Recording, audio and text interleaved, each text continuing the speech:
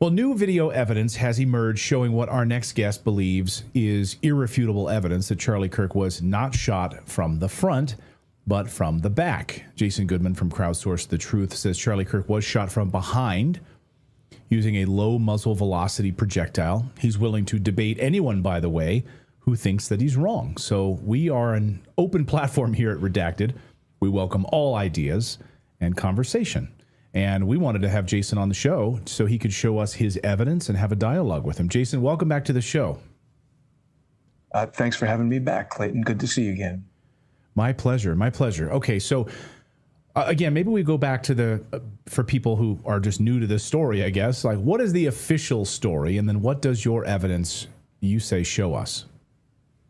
Of course, the official story is that Tyler Robinson fired a high-powered rifle, 30-06 round, a supersonic rifle round that has a tremendous amount of kinetic energy. Everybody who is an expert in ballistics and hunting, which I am not, but all of the experts that I observe say this type of round would make a huge blowout, even in a much larger animal than a human. You shoot a deer in the neck. People have tested it on cow thighs and things like that. And there should have been a tremendous blowout in the exit wound. And so people have presumed that the small hole that we see in the front of Charlie Kirk's neck, that he bleeds out of in a very disturbing way in a lot of the videos that people have seen, that is an entry wound, because entry wounds from rifle rounds are small, exit wounds are large.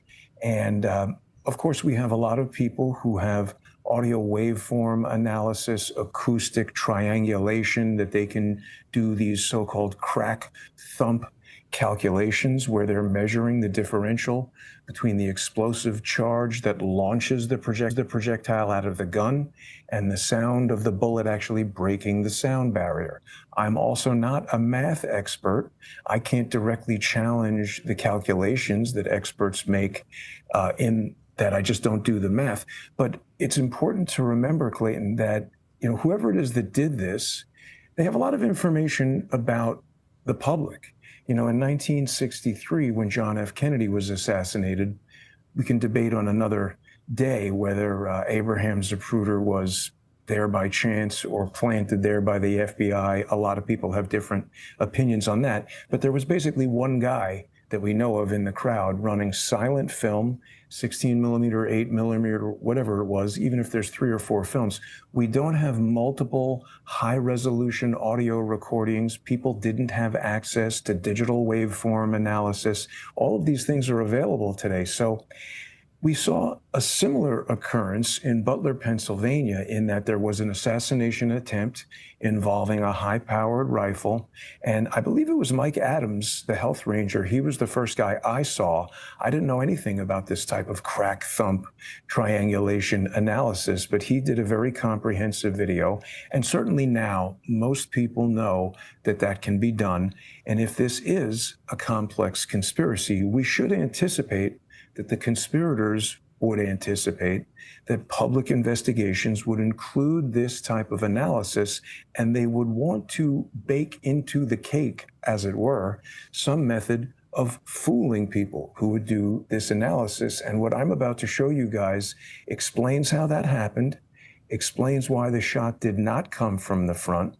And I was just watching earlier today, Dr. Chris Martenson has a new video out where he's explaining more about what he thinks happened. He does rely in some of his research on the crack thump triangulation calculations, but he had a question that he couldn't answer that I'm going to answer for you, Clayton, and Natalie, and all of your viewers here today. All right. And, I should point out, yesterday, Rob O'Neill, the man who killed Osama bin Laden, is on the record now saying that right from the very beginning, none of it made sense to him. And he's shot people in the face. He's like, this story is not making... Anyway, I've never shot anyone in the face. So Rob O'Neill has a vast experience doing that. He knows all too well what that looks like. Okay, so let's walk through what you have here and what you say is irrefutable evidence that the shot did not come from the front. Yeah, and to be clear, I'm not saying that I know more than people who have that type of firsthand experience. I don't need to have firsthand experience shooting people or studying ballistics to just observe all of the professionals who do have that experience. Rob O'Neill, Chris Martenson, Zeb Boykin, all these other, Range Day, Bro, all of these guys who do have a lot of experience. I see the experts disagree, and that causes me to believe that we're looking at something novel. So let me show you this. This is the video that I am relying upon, and this is a composite image that I created in Adobe Photoshop. Now, to be clear, I didn't create any of these dots. These are all derived from original video frames from two different versions of the same video. Zeb Boykin is a U.S. Marine and now a citizen journalist, a YouTuber, a podcaster. And he came to my attention very early in this investigation. He was doing ballistic analysis and he went viral. And I saw him on Owen Schroyer's show, and Owen and I had the same immediate reaction to seeing this video. It was substantially higher quality than really almost any of the other videos that we've seen. Even in Chris Martenson's evaluation, he says some of these videos look like they were shot on a potato. This one exhibits characteristics that cause me to believe that it came from the original videographer from their phone. And by that, I mean it was full resolution, 1920 by 1080 HD. It seemed very high bit rate. It doesn't have a lot of blockiness or smeariness. It looked like a very good video. Now, when I contacted Zeb, I asked him to send me the video, and he did. And I began to interrogate it in some of the tools that I use, and there were some strange things that I observed about it. First of all, now we should point out, Jason, if our audience is new to you, your background is that you do this for a living. When you worked in Hollywood, frankly, you worked on major motion pictures in the visual effects department. So you know this stuff. I think you said you started using Photoshop when you were like in diapers, basically, right? 13 years old, yes.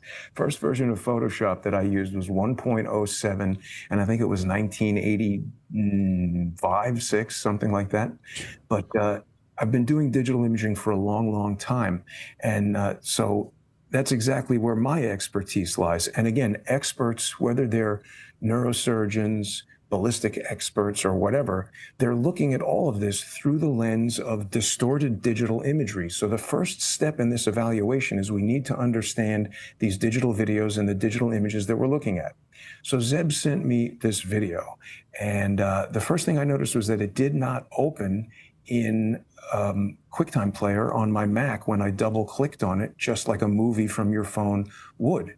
And so I started to examine it, and I first thought that it was an MPEG transport stream, but upon further interrogation, I've been continuing my investigation since we spoke, I've discovered that it wasn't that. It's an MPEG stream that's encoded in what's called high 10, which is a subset of the H.264 protocol. This is not a format that the iPhone creates. The iPhone is capable of making high dynamic range videos, but not in this high 10 format. The other thing that I noticed about it is that it's encoded at 20 frames per second. We can see right here, it's got a pretty high bit rate, but it's 20 frames per second. And I realize this gets very technical, but it's important. Right. Well, most films, when people see films in a theater, it's usually at 24 frames a second. A lot of phones, you can set it to 30 frames a second or 60 frames a second. 20, though, is odd to me. You're exactly right. The 24 frame per second frame rate is the cinema frame rate of a movie camera. And so digital cameras that want to mimic cinema cameras can shoot at 24. European television standards are 25. North American television standards are 30. High definition can be 60, but 20 is very unusual. And again, it's a format that the iPhone cannot create. This high 10 MPEG profile, it's not something that any Android phone, it's not something that any iPhone or action camera or, consumer, prosumer camera can create. So I began to investigate this 20 frame per second file, and I found these two dots in the video, and I've highlighted them here in this image. People can see we've got this dot right here. These three dots create a line.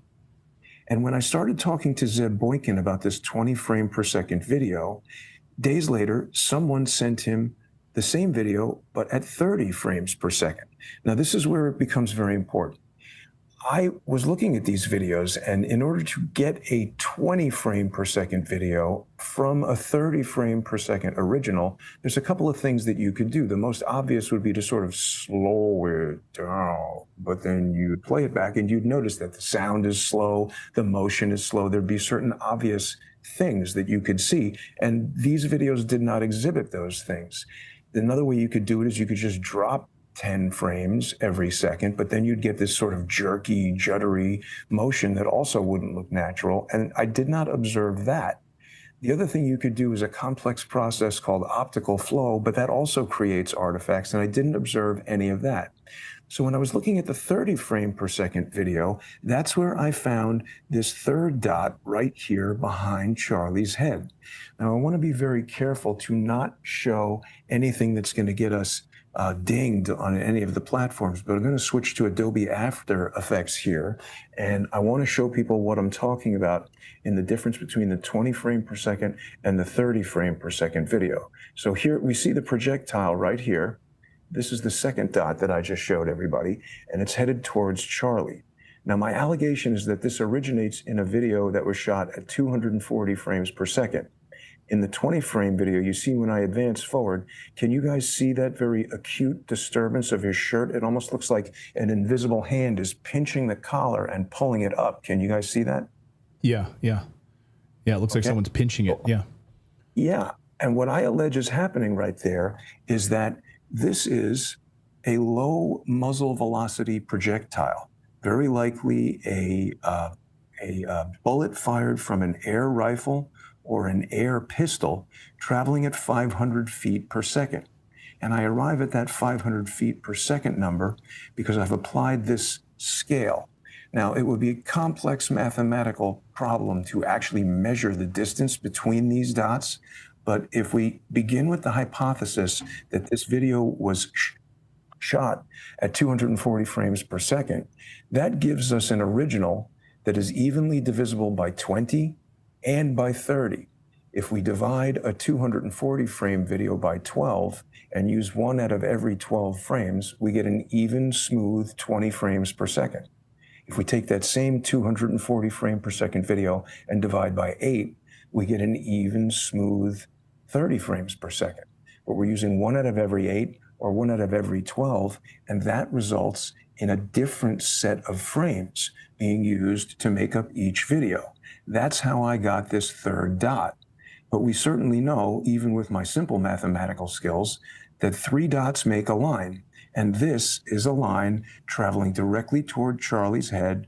The next frame of the video, he's been hit, and it comes out the front of his neck, and it catches on the shirt collar. It's lost so much of its kinetic energy traveling through his body that when it hits the shirt collar, it pulls and stretches the shirt quite dramatically. I'm going to switch right now to the 30 frame video. So here we have different frames from the 30 frame video, and we see there is the third frame of the projectile. It hits him, and we see that disruption. Now this is recompressed. You can see it's much lower quality, lower bit rate than the 20 frame video. And so now you see a different kind of disruption of the shirt. I think what's happening is this projectile is sort of moving around inside his shirt. It's been caught by the shirt like a net. And now the shirt, when the fabric relaxes, it goes back down the shirt, and it's kind of, falling out the bottom of his shirt as he's shot.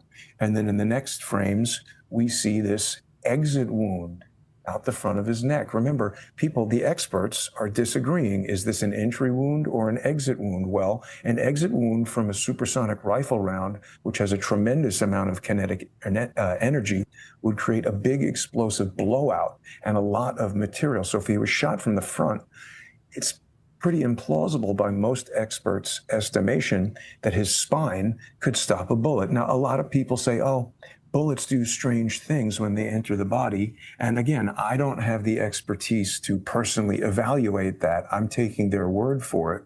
But what I believe is happening is this low muzzle velocity projectile is hitting him just below the base of his skull. And this is where we can answer Dr. Martin's question. It hits just below the base of his skull, where it damages his spinal cord, causing that involuntary reaction. I forget the medical term that he used, but it's severe brain trauma that he's talking about. And that happens instantly, causing Charlie's arms to go up and his fists to clench. It pops out the front of his throat, goes down the shirt, and he's immediately dead because it's ruptured his carotid artery and his jugular vein. And just to get to the speed that I've derived. So I've introduced this arbitrary scale, and it doesn't matter if these are feet, inches, meters, these are units per video frame.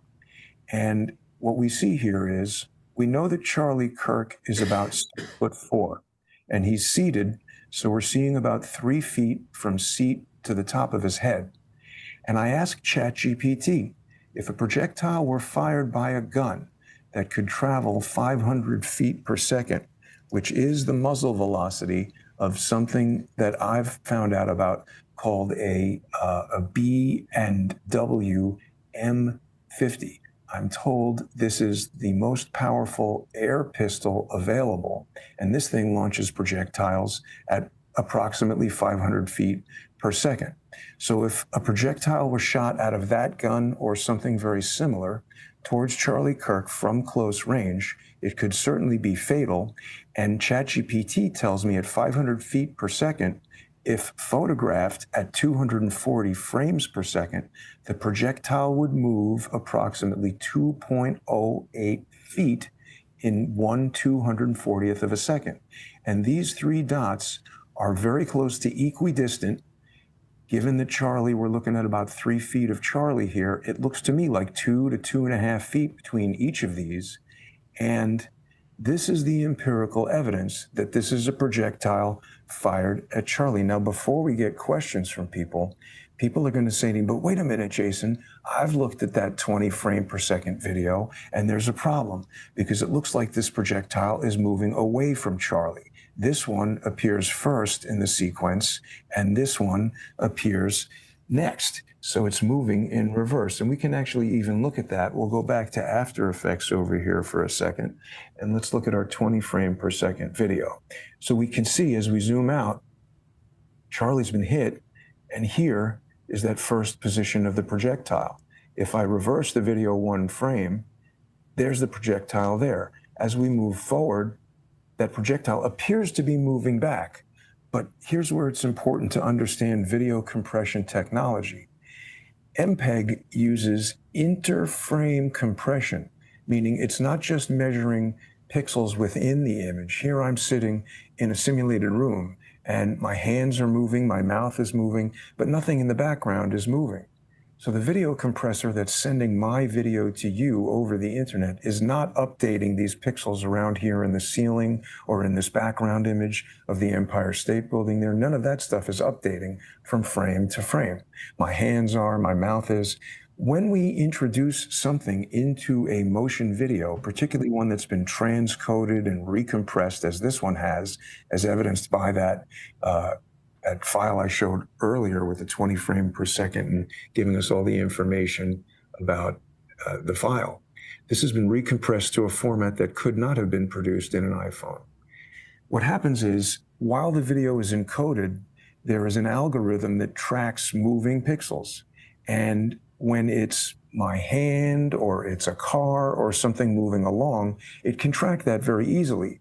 But when it is a high contrast, very small item like these white dots, essentially white dots presented against dark backgrounds, the encoder can become confused, and these things can be displayed temporally out of order.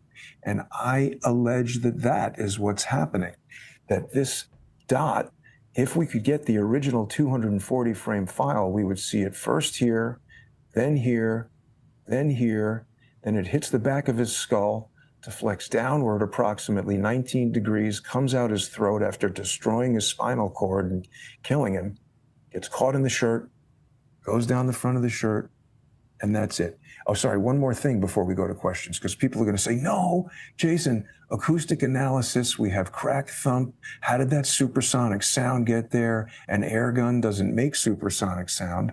And I want to be clear, everything I'm saying is my opinion. Clayton and Natali don't necessarily support anything that I'm saying, and I'm not implicating this company or any other company. I'm just demonstrating these products as examples of technology that exists. There's something called Digital Trigger Technologies that sells the Digi Trigger. And this is an item that you can put into your gun. It replaces an AR-style trigger. And inside this handle, it has a digital programmable component. And again, I'm not an expert, but I've watched videos made by the inventor of this product. And he says you can program it, if you're a sniper, to pull the trigger in a certain way. I guess a light touch for a sniper. You can also program it so one pull of the trigger fires the bullets twice, or one pull of the trigger fires continuously. The developer of this product in the videos cautions people to follow the law in the state that they're in. But the point is that digital trigger allows you to program the gun to do a lot of things. Now, what I am an expert in from doing visual effects, like bullet time in the Matrix, where lots of cameras are programmed to fire sequentially in very precise timing, or in 3D cinematography, where cameras need to fire very precisely. I know if you have one digitally triggered thing, you can very precisely time two things to be simultaneously triggered. So if someone was in this tunnel behind Charlie while he was being shot, and I don't know if people have seen that video, but there was a tunnel, sort of an underpass there behind where he was seated. And if someone were standing in that tunnel with the air rifle, they could pull a digital synchronized trigger and it could simultaneously fire a supersonic rifle on the building far away. Now, I'm not saying that this person is the shooter, but here we are looking at the other side of the tunnel. This is Charlie's tent over here. He's seated right here to the left of this woman's hat. And this is the guy who removed the SD card from the camera right behind Charlie. Everybody else is running for their lives. He's up here, perched in a spot where I don't know if you could get the angle on Charlie from here with a rifle, an air rifle or an air pistol, but if you could, you'd be hidden from sight from the crowd. The sound of the air pistol would be quite hidden. And there's one final thing that I want to say. I know I'm running my mouth a lot, but a lot of people heard this research and they said, oh, Jason is saying that Charlie got shot from behind. That means he got shot by a modified camera that was shooting bullets at him. And that is not correct, because here we see the camera behind Charlie and we can see that the line from its lens doesn't line up with the trajectory of those bullets. It really doesn't line up at all.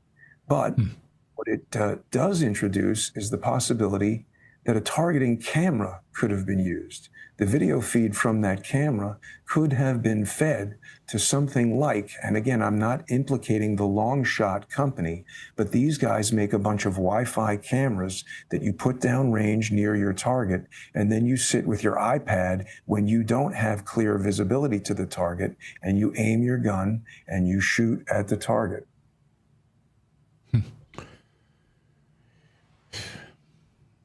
It's remarkable. I mean, I have so many questions. I know our audience has so many questions.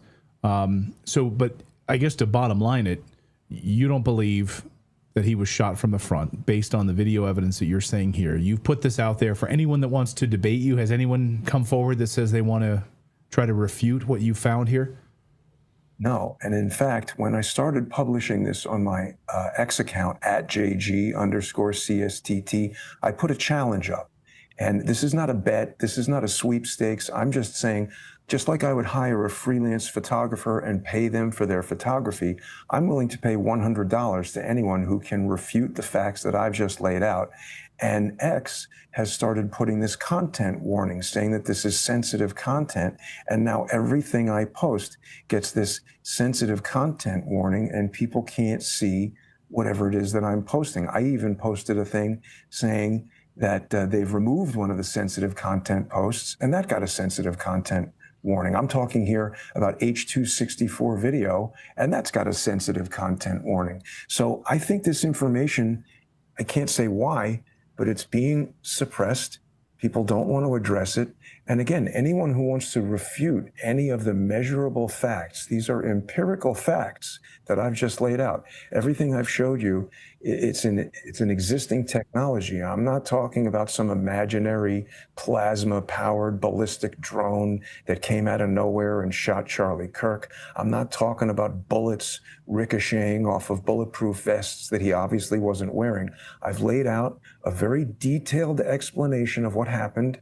I've shown examples of technologies that could have been used, or certainly other units of the same capability could have been used. And I believe this explains everything that can't be explained, the nature of the wound, why he had that traumatic brain injury, this video being shot at 240 frames per second. Someone is going to have an image of the individual who made that video, because there is this frame in the video where we see a photographer here. This guy looks to be a news photographer to me. He looks like he's got a press pass. He doesn't look like a college student. He's got a big professional looking still camera. He's taking pictures. Again, I'm not implicating this individual in any wrongdoing. I'm just saying I expect that this person would have a very high resolution image of whoever it is that took this video that I allege was photographed at 240 frames per second and deceptively presented to us at 20 frames per second. Jason Goodman, will you stick around for our Rumble Premium today and answer a few questions from our audience? If anyone has I see a lot of questions coming in. So if you wouldn't mind, I've got some questions. I know people on our staff have some questions, and I see the thousands of you watching right now probably have a few questions. So if you would, for a few minutes, hang out. We're just going to go over to Rumble Premium here in a moment. So just hang with us, Jason, if you'd be so kind. But first, thanks to all of you for subscribing and being a part of our show here. We really, really appreciate it. Again, we want to present all ideas to you, and you guys make the you take the information and run with it, make your own determinations on it. We still don't have, to my mind, the medical examiner's report. I know this can take up to 3 months sometimes. There's many cases where it's 6 weeks, 2 months, 3 months before you get a medical examiner's report. When will we see that? So I think that will be, hopefully, if it's an honest medical examiner's report, we'll finally put to bed the answer of whether or not this was a 30-06 rifle round that hit Charlie Kirk. Hopefully we'll answer a lot of questions, I hope.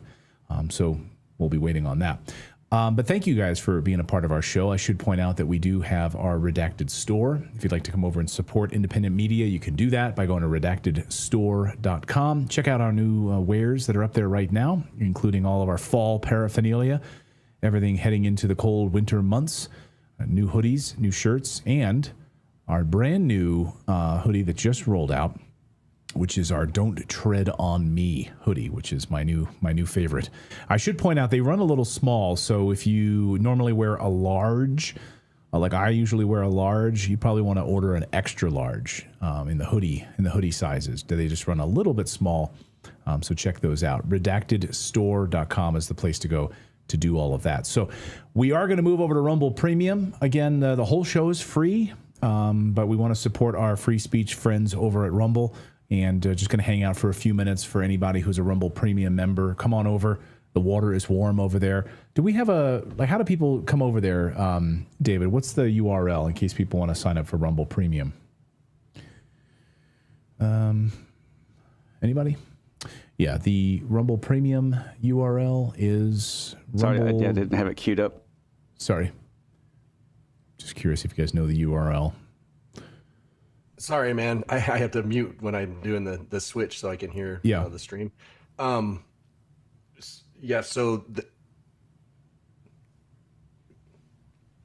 all right. Well, we'll figure that out. But anyway, hey, come on over to Rumble and just go to rumble.com/premium, I think is what it is. I don't know. We'll find out. If anyone knows, let me know. Yes, that is correct. I just queued it up. It's rumble.com/premium. Rumble.com/premium. All right. I think I think David had a stroke. I'm not really sure what happened there. Rumble.com/premium is the place to go. Come on over there and check us out. We're going to hang out for a few minutes with Jason.